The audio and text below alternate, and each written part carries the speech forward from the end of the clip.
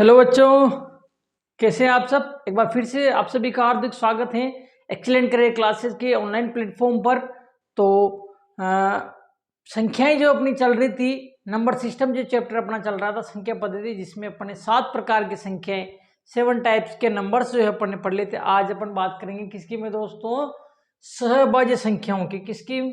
सहभाज्य संख्याओं की अपन यहाँ बात करेंगे, को प्राइम नंबर्स की। तो देखिए किस प्रकार से रहेंगे आपके को प्राइम नंबर, मतलब कि सहभाज्य संख्याएं। किसको कहते हैं? सहभाज्य संख्याएं। देखना, बात करते हैं 8 नंबर पे जो अपनी संख्याएं रहेगी, नंबर 8 पे सहभाज्य संख्याएं, या इसी को आप सहभाज्य भी कह सकते हैं, और इंग्लिश में अपन इसको बोलते हैं को प्राइम नंबर्स। क्या बोलते हैं मेरे दोस्तों? को प्राइम नंबर। तो देखिए किसकी बात कर रहे हैं अपन बात कर रहे हैं सहभाज्य संख्याओं की। असहभाज्य संख्या भी कह सकते हैं, और इसको अपन को प्राइम नंबर भी कहते हैं। ठीक है मेरे दोस्तों, कौन सी होती है सहभाज्य संख्याएं? को प्राइम नंबर, जैसे 2 और 7 ये सहभाज्य संख्या है। जैसे 3 और 5 ये भी सहभाज्य संख्या है। 4 और 9 ये भी सहभाज्य संख्या है। 40 और 99 ये भी क्या है? आपकी सहभाज्य संख्या है। अब देखिए किस प्रकार पहचान होगी। पहचान क्या है कि ये जो है सहभाज्य संख्या है, मतलब कि को प्राइम नंबर है। कोई तो पहचान होगी। देखिए किस प्रकार से पहचानोगे आप। पहचान देखिए आप इनकी आइडेंटिफिकेशन, किस प्रकार से आप इनको आइडेंटिफाई करोगे। ऐसी संख्याएं जिनका एक को छोड़कर कोई उभयनिष्ठ गुणनखंड नहीं हो, सहभाज्य संख्याएं कहलाती है। क्या कहलाती है? सहभाज्य संख्या। कौन? जिनका एक को छोड़कर कोई उभयनिष्ठ गुणनखंड नहीं हो, कोई उभयनिष्ठ गुणनखंड नहीं हो। जिनका एक को छोड़कर, मतलब कि एक के अलावा कोई उभयनिष्ठ गुणनखंड नहीं हो, क्या कहलाती है मेरे दोस्तों? सहभाज्य संख्याएं कहलाती है। क्या कहलाती है मेरे दोस्तों? सहभाज्य संख्याएं कहलाती हैं। 2 numbers do not have any common factor. उभयनिष्ठ गुणनखंड का मतलब क्या होता है? Common factor. 2 numbers do not have any common factor other than 1 are called co-prime numbers। co-prime numbers किसको कहते हैं?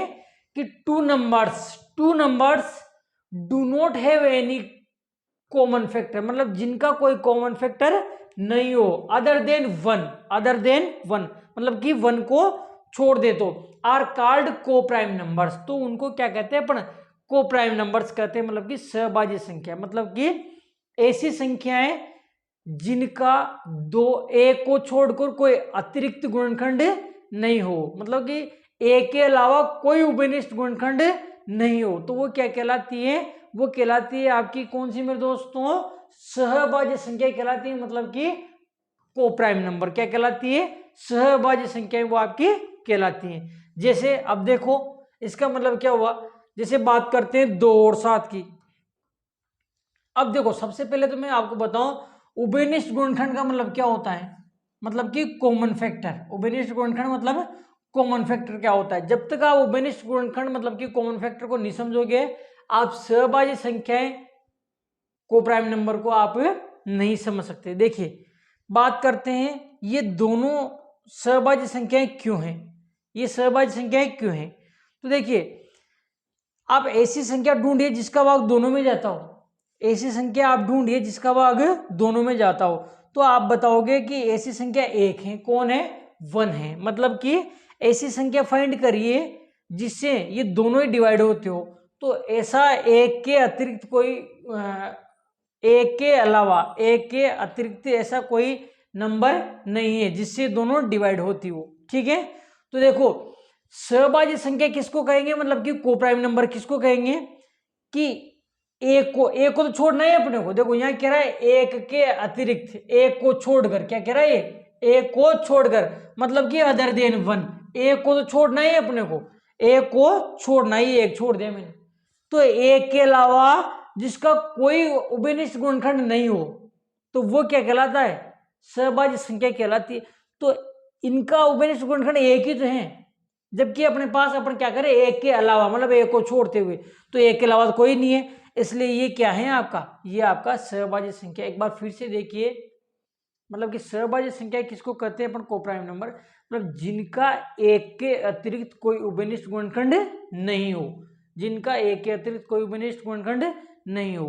ठीक है, तो अपन देख पाते हैं यहाँ इसमें 2 और 7, तो 2 और 7 देखो मतलब जिसका भाग दोनों में जाए वो उभयनिष्ठ गुणनखंड कहलाता है। अब देखो आप देखते हो यहाँ दोनों में किसका भाग जाता है, एक का जाता है, दोनों में किसका भाग जाता है, एक का, तो एक क्या हो गया, इनका उभयनिष्ठ गुणनखंड हो गया। ठीक है मेरे दोस्तों, अब देखो इसमें एक के अलावा किसी का भाग जाता ही नहीं, तो यहां अपन कह सकते हैं कि इनका उभयनिष्ठ गुणनखंड कौन हुआ, एक हुआ। ठीक है ना, इसके अलावा कोई नहीं। और अपनी परिभाषा कहती है कि ऐसी संख्याएं जिनका एक को छोड़कर कोई उभयनिष्ठ गुणनखंड नहीं होना चाहिए, एक को छोड़ेंगे तो एक को अपन ने छोड़ दिया, इसके अलावा कोई उभयनिष्ठ गुणनखंड नहीं होना चाहिए उसको अपन सहभाज्य संख्या कहेंगे। तो कहां है इसका, इसको जब छोड़ दिया जाए तो इसका देखो कोई उभयनिष्ठ गुणनखंड नहीं है, तो जिसका कोई उभयनिष्ठ गुणनखंड नहीं हो वही क्या होती है, वही तो सहभाज्य संख्या होती है, मतलब कि को प्राइम नंबर्स होती है। तो ये देखिए इनका भी एक को छोड़ने के बाद कोई उभयनिष्ठ गुणनखंड नहीं है, इसलिए ये भी क्या होगी आपकी को प्राइम नंबर होगी, मतलब कि सहभाज्य संख्या होगी। इसको देखिए 3 और 5 को आप देखते हैं 3 और 5 इनमें भी देखो किसी भी संख्या का भाग नहीं जा रहा, तो किसी भी संख्या का भाग नहीं जा रहा तो इसका कोई उभयनिष्ठ गुणनखंड नहीं है, किसको, एक को छोड़कर। देखो एक का भाग तो सब में जाएगा, तो एक को छोड़कर अपन देखते हैं एक को छोड़कर इनका भी कोई उभयनिष्ठ गुणनखंड नहीं है, इसलिए ये भी आपकी सहभाज्य संख्या है। फिर देखिए 4 और 9, 4 और 9 देखिए 4 और 9 में भी किसी भी संख्या का भाग नहीं जा रहा, 4 और 9 में भी किसी भी संख्या का भाग नहीं जा रहा, मतलब इनका भी कोई उभयनिष्ठ गुणनखंड नहीं है, एक को छोड़कर। तो एक की तो बात ही मत करो, एक तो सब में आएगा। ठीक है ना, तो इनका भी कोई उभयनिष्ठ गुणनखंड नहीं है, मतलब किसी भी संख्या का भाग नहीं जा रहा, इसलिए ये भी क्या है आपका सहभाज्य संख्याएं को प्राइम नंबर। ये देखिए 40 और 99 की बात करेंगे, तो 40 और 99 की जब आप यहाँ बात करते हो किसकी मेरे दोस्तों, 40 और 99 की जब अपन बात करते हैं तो 40 और 99 जो है 40 एंड 99 जो है इसमें भी किसी संख्या का भाग नहीं जा रहा है, मतलब कि किसी भी नंबर से डिवाइड नहीं हो रहे हैं, इसलिए इनका भी कोई उभयनिष्ठ गुणनखंड नहीं है, कॉमन फैक्टर इनका कोई नहीं है, इसलिए ये भी क्या है आपका सहभाज्य संख्याएं, मतलब कि को प्राइम नंबर्स है। तो ये थे आपके को प्राइम नंबर्स। ध्यान रखना को प्राइम नंबर्स हमेशा 2 होते हैं, ध्यान रखना कितने होते हैं, 2। एक अकेला नंबर कभी भी को प्राइम नहीं होगा, मतलब कि एक अकेली संख्या कभी भी सहभाज्य संख्याएं नहीं होगी। तो ये दोनों सहभाज्य संख्याएं हैं, ये दोनों भी सहभाज्य संख्या, ये दोनों भी सहभाज्य संख्या, ये दोनों भी सहभाज्य संख्या। पहचानोगे कैसे, कि जिनका एक के अतिरिक्त या एक को छोड़कर कोई उभयनिष्ठ गुणनखंड नहीं हो, अदर देन वन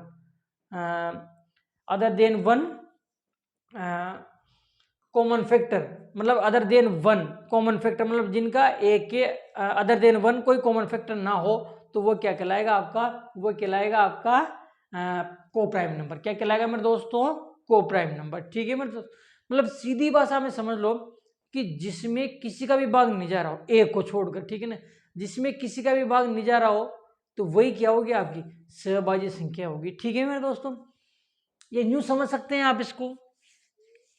एक और तरीका बताऊं, देखिए सहभाज्य संख्याएं किसकी बात करते हैं अपन, सहभाज्य संख्या, तो इसमें 2 चीज छुपी है, एक तो अभाज्य संख्या और एक सह।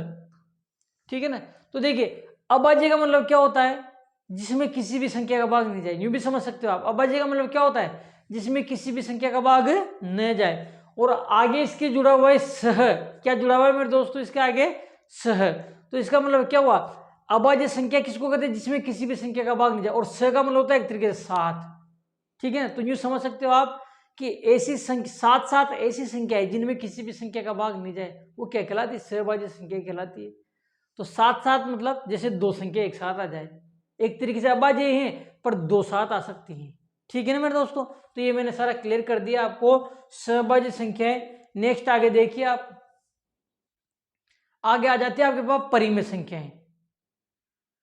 कौन सी मेरे दोस्तों, परिमेय संख्याएं की बात करेंगे। बढ़िया संख्याएं देखिए, हालांकि ये आपके सिलेबस में मेरे हिसाब से नहीं है पर फिर भी पूछी जा सकती है। देखिए क्योंकि आपका जो एग्जाम है वो एक कॉम्पिटेटिव एग्जाम है, प्रतियोगी परीक्षा है। आपका जो एग्जाम है वो कॉम्पिटेटिव एग्जाम है, मतलब कि प्रतियोगी परीक्षा है। और प्रतियोगी परीक्षा में मैंने अब तक देखा है कि एग्जामिनर कहीं से भी क्वेश्चन उठा के दे देता है, आपका लेवल का क्वेश्चन नहीं हो फिर भी उसने क्वेश्चन उठा के एग्जाम में दिया है। तो देखिए अब तक बहुत सारी संख्याएं पूछी जा चुकी है, केवल उसने परिमेय संख्याएं नहीं पूछी है, तो वो परिमेय संख्याएं भी जो है आपसे पूछ सकता है। तो देखिए परिमेय संख्याओं की बात करेंगे। 9 नंबर पे अपन बात करने वाले हैं किसकी, परिमेय संख्याओं की। इनको अपन रेशनल नंबर बोलते हैं। क्या बोलते हैं इनको, रेशनल नंबर अपन बोलते हैं। देखिए ऐसे कैसे पहचानोगे, ऐसी संख्याएं जिन्हें p बटा q के रूप में लिखा जा सके, numbers that can be written in the form of p upon q। पर देखना जहां क्या है, जहां q नॉट इक्वल 0 हो, q नॉट इक्वल 0 मतलब q बराबर नहीं होना चाहिए, q 0 के बराबर नहीं होना चाहिए, q बराबर नहीं है 0 के, मतलब कि q क्या नहीं होना चाहिए, 0 नहीं होना चाहिए। इसका मतलब क्या है, इसका मतलब है नहीं होना चाहिए। तो वो क्या कहलाती है, परिमेय संख्या कहलाती है। क्या समझे मेरे दोस्तों, परिमेय संख्या किसको कहते हैं, ऐसी संख्याएं। किसको कहते हैं परिमेय संख्याएं, ऐसी संख्याएं जिन्हें p बटा q के रूप में लिखा जा सके, जिन्हें किसके रूप में, p बटा q के रूप में लिखा जा सके, और q 0 नहीं होना चाहिए, q 0 नहीं होना चाहिए। q मतलब नीचे वाली संख्या, q का मतलब नीचे वाली संख्या क्या नहीं होना चाहिए, 0 नहीं होना चाहिए, मतलब कि हर जो है वो क्या नहीं होना चाहिए, 0 नहीं होना चाहिए। क्या कहलाते हैं उसको, परिमेय संख्या कहलाते हैं। इसको क्या कहते हैं अपन, परिमेय संख्या कहते हैं। समझ गए मेरे दोस्तों, ऐसी संख्याएं जिनको p बटा q के रूप में लिखा जा सके, मतलब जिसको बटे में अपन लिख सके, ठीक है ना, वो परिमेय संख्या कहलाती है। पर q जो है आपका हर, वो 0 नहीं होना चाहिए। Numbers that can be written, numbers that can be written in the form of p upon q। यहां अपन देख रहे हैं, देखो q not equal 0, q not equal 0 मतलब कि q बराबर 0 के नहीं होना चाहिए, मतलब q मतलब ये नीचे वाला 0 नहीं होना चाहिए। Where p and q are integers, मतलब कि p और q क्या है, पूर्णांक है, कोई दिक्कत नहीं, इसको छोड़ो आप। आर कॉल्ड रेशनल नंबर, क्या कहते हैं उनको, रेशनल नंबर्स कहते हैं। अब देखो यहां कह रहा है कि 0 भी एक परिमेय संख्या है। 0 क्या है, परिमेय संख्या है। 0 इज ए रेशनल नंबर। तो ध्यान रख लेना, 0 क्या है आपका, एक रेशनल नंबर है, मतलब कि परिमेय संख्या है। अब देखो क्यों है, एक बार शुरू से देखते हैं अपन किसकी बात कर रहे हैं, अपन परिमेय संख्याओं की बात कर रहे हैं। किसी मेरे दोस्तों परिमेय संख्याओं की अपन बात कर रहे हैं यहाँ पर, मतलब कि रेशनल नंबर की अपन यहाँ पर बात कर रहे हैं। किसको कहते हैं रेशनल नंबर, परिमेय संख्याएं, मतलब कि जिसको p बटा q के रूप में लिखा जा सके, p बटा q की फॉर्म में लिखा जा सके। p बटा q मतलब बटे के रूप में। तो देखो ये बन रहा है 2/3, तो ये आपकी परिमेय संख्या है, रेशनल नंबर। अब आप कहोगे कि सर ये तो आपकी बटे में नहीं है, तो ये परिमेय संख्या कैसे हुई? तो देखना ये 1.2 है ना, 1.2, यहाँ से मैं पॉइंट हटाऊंगा तो नीचे क्या हो जाएगा, नीचे 1 0 लग जाएगी, मतलब 10 आ जाएगा नीचे। कितना आ जाएगा, 10 10। तो ये हो गया 12/10। कितना हो गया, 12/10। तो देखिए ये बटे में हो गया, किस में हो गया, बटे में, मतलब ये p बन गया आपका, ये q बन गया, बटे में हो गया नहीं, तो ये बटे में हो गया, p बटा q के रूप में हो गया, p अपॉन फॉर्म की कंडीशन में हो गया। तो इसलिए ये भी क्या है, परिमेय संख्या है, मतलब कि ये भी आपकी परिमेय संख्या है। फिर देखिए आप कहोगे कि ये परिमेय संख्या क्यों, तो आप ध्यान रखना किसी भी संख्या के नीचे बटा 1 कर सकते हैं, पता है ना आपको, किसी भी संख्या के नीचे बटा अपन 1 कर सकते हैं। तो ये भी p बटा q बन गया, देखो p बटा q, तो ये भी आपकी परिमेय संख्या है। और ध्यान रखना, क्या ध्यान रखोगे, इस प्रकार से 1.5 बार, मतलब कि किसी भी एक संख्या के ऊपर या 2 संख्या के ऊपर या 3 संख्या के ऊपर बार लगा हुआ, तो ये संख्या भी क्या है, आपकी परिमेय संख्या है। कौन सी मेरे दोस्तों, ये संख्या भी क्या है, आपकी परिमेय संख्या है, ठीक है। तो ये भी अपन ने आज यहाँ क्लियर कर लिया कि ये क्या है, परिमेय संख्या। ये सब परिमेय संख्या मतलब ऐसी संख्याएं जिनको p बटा q के रूप में लिख सके, written by p upon q के फॉर्म में जिनको लिखा जा सके, ठीक है ना, तो वो क्या कहलाती है, परिमेय संख्या कहलाती है। अब देखना, जैसे मैं लिख दूं यहाँ 7/0, ये परिमेय संख्या है क्या, परिमेय संख्या नहीं है। अब आप कहोगे गुरुजी क्यों नहीं है, तो देखो p बटा q तो बन रहा है, p बटा q की फॉर्म में तो है, पर अपनी कंडीशन क्या थी कि q 0 नहीं होना चाहिए। ये देखो q क्या नहीं होना चाहिए आपका, 0 नहीं होना चाहिए। q मतलब नीचे वाला हर 0 नहीं होना चाहिए, जबकि यहाँ देखो हर आपका 0 है, इसलिए ये परिमेय संख्या नहीं है, रेशनल नंबर ये नहीं है। फिर अपन यहाँ कह रहे हैं कि जीरो भी एक परिमेय संख्या है, मतलब कि आपका जो जीरो है वो क्या है, एक रेशनल नंबर है। अब जीरो परिमेय संख्या क्यों है, देखो आपको पता है कि जीरो है, कोई सी भी संख्या इसके नीचे बटा एक करा जा सकता है, ठीक है ना।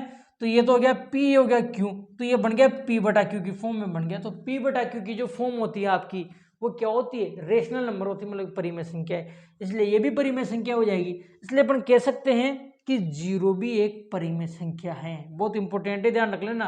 प्रश्न डायरेक्ट बन सकता है आपका, डायरेक्ट प्रश्न बन सकता है, भाई निम्न में से जीरो है क्या है, परिमेय संख्या है एक, और क्या है, ठीक है। तो ध्यान रखना जीरो क्या है, एक परिमेय संख्या है। नेक्स्ट आगे अपन बात करते हैं,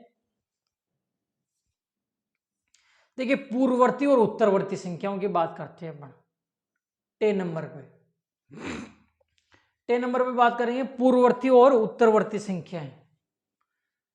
प्रेडिक्सर एंड सक्सेसर की जो है अपन यहाँ बात करने वाले हैं। तो देखिए किस प्रकार से करेंगे, पूर्ववर्ती और उत्तरवर्ती संख्याएं। देखिए भाई 10 नंबर की जो अपनी संख्याएं रहेगी, 10 नंबर की जो संख्याएं रहेगी अपनी, वो रहेगी पूर्ववर्ती व उत्तरवर्ती संख्याएं। प्रेडिक्सर एंड सक्सेसर नंबर, क्या बोलते हैं इनको, प्रेडिक्सर एंड सक्सेसर नंबर, ठीक है मेरे दोस्तों। तो प्रेडिक्सर एंड सक्सेसर नंबर किसको कहते हैं, देखे किसी संख्या में से एक घटाने पर पूर्ववर्ती व एक जोड़ने पर उत्तरवर्ती संख्या प्राप्त होती है। क्या समझे मेरे दोस्तों, किसी भी संख्या में से अगर अपन एक घटा लें, एक माइनस कर लें, तो उसको पूर्ववर्ती संख्या कहते हैं, और एक जोड़ दें तो उसको अपन क्या कहते हैं, उत्तरवर्ती संख्या कहते हैं, उत्तरवर्ती संख्या प्राप्त होती है। ठीक है मेरे दोस्तों, क्या समझे कि एक घटा दे तो पूर्ववर्ती और एक जोड़ दे तो उत्तरवर्ती।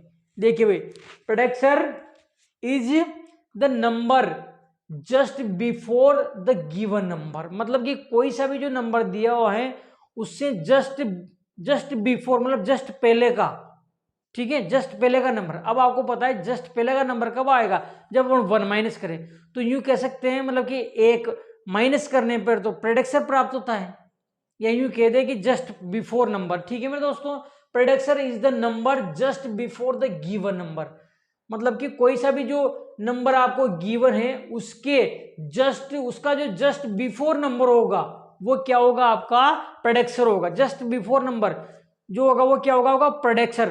अब आपको पता है जस्ट बिफोर नंबर मतलब जस्ट पहले का नंबर कब आता है, जब अपन उसमें से एक माइनस कर लेते हैं। कब आता है, 1, जब अपन उसमें से माइनस कर लेते हैं। ठीक है मेरे दोस्तों, and successor is the number just after the given number.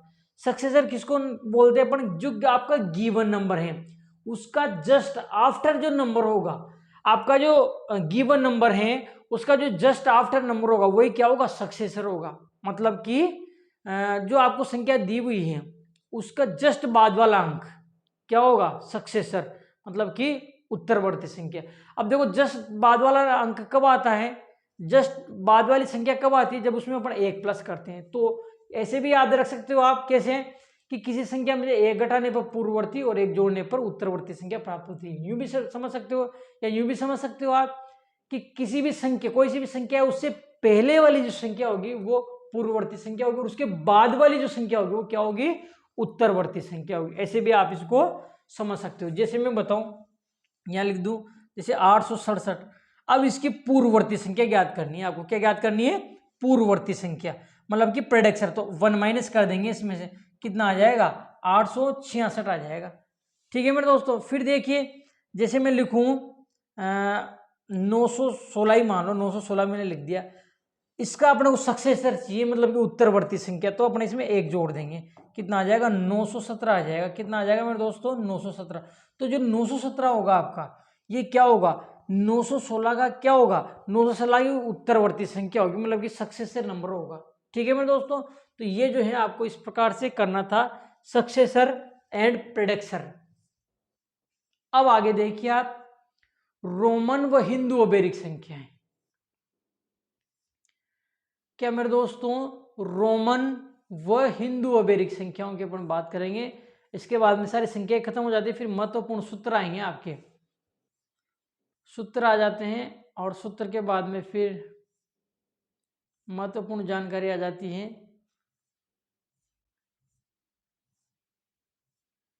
फिर उसके बाद चैप्टर आ जाएगा शायद डायरेक्ट आपका।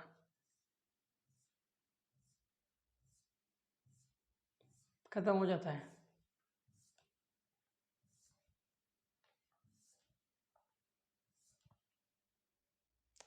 तो देखिए बात करते हैं अपन किसकी, रोमन संख्याएं, रोमन व हिंदू अबेरिक संख्याओं की अपन यहाँ बात करते हैं। रोमन व हिंदू अबेरिक संख्याएं, रोमन एंड हिंदू अबेरिक नंबर्स। देखिए किस प्रकार से करेंगे अपन। देखिए 11 नंबर पे जो अपनी संख्या रहेगी, 11 नंबर पे जो अपनी संख्या रहेगी वो रहेगी रोमन व हिंदू अबेरिक संख्या। क्या मेरे दोस्तों, रोमन व हिंदू अबेरिक संख्याएं, Roman and Hindu Arabic, Arabic numbers. Arabic, अबेरिक बोल दो, अरेबिक बोल दो, कोई अरेबिक सही रहता है, ठीक है ना। अरेबिक बिल्कुल शुद्ध शब्द है अरेबिक, ठीक है। Roman and Hindu Arabic numbers, ठीक है। अब देखो इसमें क्या होता है, इसमें रहता है कि यहां मैंने लिख दिया आपकी हिंदू अरेबिक संख्याएं, मतलब कि हिंदू अरेबिक नंबर्स, और यहां पे लिखेंगे अपन रोमन नंबर्स, मतलब कि रोमन संख्या। अब देखना हिंदू अबेरिक मतलब जो अपनी संख्याएं हैं, भारतीय संख्याएं हैं, इनको अपन रोमन संख्याओं में कैसे लिखते हैं। देखना ये जो 1 होता है ऐसा, इसको लिखते हैं अपन आई से। कैसे लिखते हैं इसको, आई से। फिर अपना 2 है जैसे, तो 2 को लिखेंगे अपन डबल आई से। फिर 3 है जैसे, 3 को लिखेंगे अपन ट्रिपल आई से, ठीक है मेरे दोस्तों। इसके बाद में देखिए 4 की बात करते हैं अपन। किसकी बात करते हैं, 4 की। तो देखो 4 से पहले अपन 5 की बात करते हैं। 4 से पहले किसकी बात करेंगे, 5 की बात करेंगे। अब 5 को जो है ना अपन वी से लिखते हैं। 5 को किससे लिखते हैं, वी से लिखते हैं। तो 5 कौन होगा, 5 होगा आपका ये वी होगा, ठीक है मेरे दोस्तों। अब देखना रोमन संख्या में क्या होता है, जैसे ये मैंने 5 लिख दिया, अब मैं इधर अगर कुछ लगाता हूं तो इसका मतलब है कम करना, माइनस करना, और इधर कुछ लगाता हूं तो इसका मतलब है प्लस करना, ठीक है मेरे दोस्तों। क्या समझे, कोई सा भी जो रोमन नंबर है उसके इधर लिखने का मतलब है माइनस करना, और इधर लिखने का मतलब है प्लस करना। अब देखना किस प्रकार से करेंगे। जैसे अपने को 4 लिखना है, क्या लिखना है 4, तो ये कौन है आपका 5, ये कौन है आपका 5। अब अपने को 4 लिखना है, तो 4 कब आएगा, जब 5 में से 1 माइनस कर देंगे। तो ये 1 इधर लगा दिया अपन ने, इधर 1 लगा दिया, देखो इधर का मतलब माइनस करना, इधर का मतलब प्लस करना। तो 4 में से 5 में से 1 माइनस करेंगे तो क्या आएगा 4, इसलिए 4 को लिखेंगे अपन ऐसे, 4 को ऐसे लिखेंगे, ठीक है मेरे दोस्तों। फिर आगे देखिए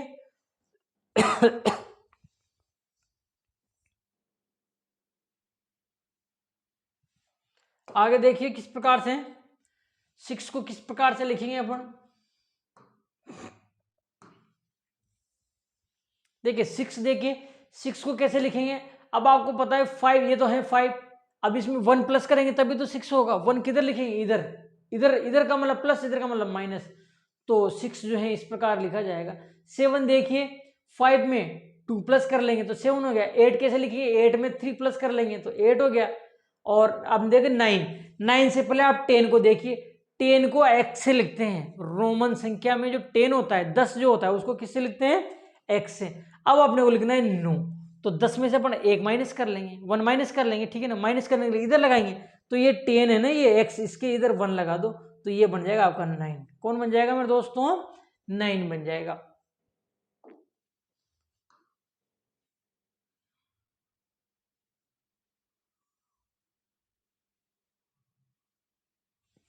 फिर देखिए आप आगे 11 कैसे लिखेंगे। देखिए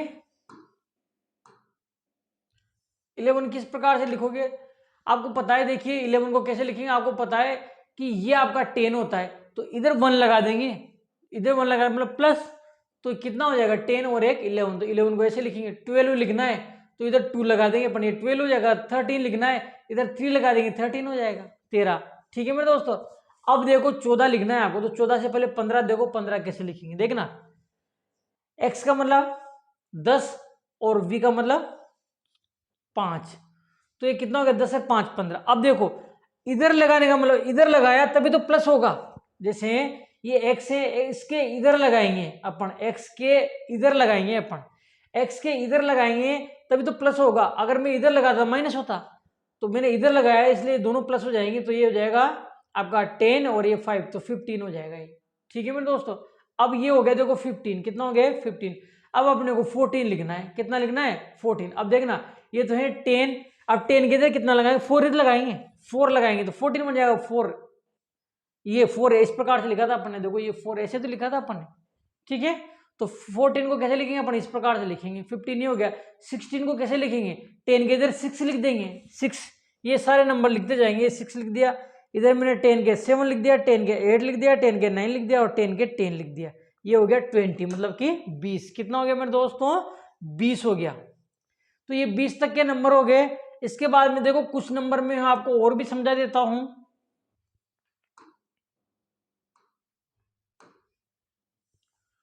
कुछ एक नंबर और भी हैं, रोमन संख्या आपको ध्यान रखना है। देखना रोमन संख्या में एल का मतलब 50 होता है, मतलब कि 50 जो होता है 50 उसको एल से लिखते हैं। क्या मेरे दोस्तों, जो 50 होता है आपका मतलब कि 50 जो होता है आपका उसको किससे लिखते हैं अपन, एल से लिखते हैं।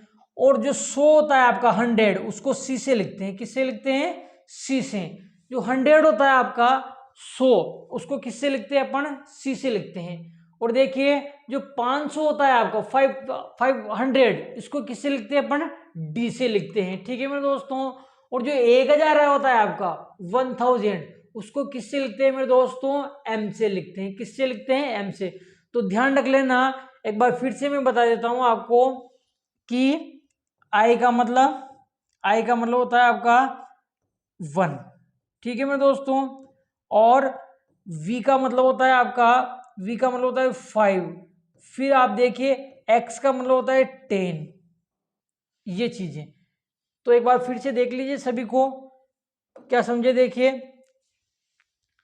आई का मतलब होता है 1 और वी का मतलब होता है 5, एक्स का मतलब होता है 10, एल का मतलब होता है 50 50, सी का मतलब होता है 100 और डी का मतलब होता है 500 और एम का मतलब होता है 1000। ठीक है मेरे दोस्तों। तो ये सारे नंबर जो है मैंने बता दिए आपको, कहाँ तक के 1000 तक के जो भी नंबर बनते हैं सारे कंप्लीट नंबर मैंने आपको जो है बता दिए हैं। इन सभी रोमन नंबर्स को जो है आपको याद कर लेना है कि कौन से रोमन नंबर का मतलब कितना होता है। फिर अपन जब इसके क्वेश्चंस करेंगे तब उन क्वेश्चंस को जो है अपन बारीकी से एक एक जो है समझ के इसके सारे क्वेश्चन जो है अपन करने वाले। तो ये रोमन संख्याएं जो है आपकी कंप्लीट हो गई है। नेक्स्ट अपन बात करते हैं महत्वपूर्ण सूत्रों की। किसकी बात करेंगे मेरे दोस्तों, महत्वपूर्ण जो सूत्र हैं उनकी अपन यहाँ बात करेंगे। तो देखिए कौन कौन है, किस प्रकार से करेंगे। महत्वपूर्ण सूत्र, चलो महत्वपूर्ण सूत्र को नेक्स्ट क्लास में करेंगे, वीडियो थोड़ा लंबा हो जाएगा। ठीक है मेरे दोस्तों। तो नेक्स्ट क्लास जो हमारी रहेगी उसमें रहेंगे महत्वपूर्ण सूत्र, इंपॉर्टेंट फॉर्मूलाज। ठीक है मेरे दोस्तों। तो आज की हमारी क्लास अगर आपको पसंद आई हो तो आप हमारी इस क्लास को अपने दोस्तों तक अधिक से अधिक शेयर करें। और वीडियो अगर आपको अच्छा लगता है तो वीडियो को लाइक जरूर करें। और हाँ, वीडियो को अंत तक जरूर देखा करो बच्चों, क्योंकि जब आप वीडियो को पूरा देखोगे तभी तो आप उसका पूरा मैटर समझ पाएंगे। ठीक है मेरे दोस्तों। तो अगर आप भी जवाहर नवोदय विद्यालय और सैनिक स्कूल प्रवेश परीक्षा की तैयारी कर रहे हैं तो मात्र 999 रुपये में आपको हमारा ऑनलाइन कोर्स मिल जाता है, जिसके लिए आपको अभी प्ले स्टोर पर जाना होगा। और प्ले स्टोर पर जाके आप वहाँ लिखिए एक्सीलेंट करियर क्लासेज और हमारा जो एंड्रॉइड एप्लीकेशन है उसको आप अपने मोबाइल में इंस्टॉल करके अपनी तैयारी को मात्र 999 रुपये में और भी शानदार और मजबूत जो है आप बना सकते हैं। और आपको किसी भी प्रकार की अगर कोई समस्या है तो उसके लिए आप हमारे टोल फ्री नंबर तो नहीं है पर आप कॉल कर सकते हैं 8107040689 पर आप कॉल करें। इस नंबर पे आप कॉल करके हमारे ऑनलाइन कोर्स को खरीदने की पूरी प्रक्रिया जो है आप जान सकते हैं। अगर आप इस वीडियो को YouTube चैनल पे देख रहे हैं तो चैनल को सब्सक्राइब जरूर करें, पास में आए बेल आइकन बटन को जरूर दबाएं, जिससे कि हमारे नए नए वीडियो और नवोदय विद्यालय प्रवेश परीक्षा से जुड़े हुए महत्वपूर्ण अपडेट्स जो है आपको समय समय पर मिलते रहें। तो ठीक है मेरे दोस्तों, मिलते हैं ऐसे किसी नेक्स्ट और खास वीडियो में। तब तक के लिए स्वस्थ रहिए, मस्त रहिए, नवोदय विद्यालय की तैयारी करते रहिए। मिलते हैं ऐसे किसी नेक्स्ट और खास वीडियो में। तब तक के लिए जय हिंद, जय भारत, वंदे मातरम, धन्यवाद।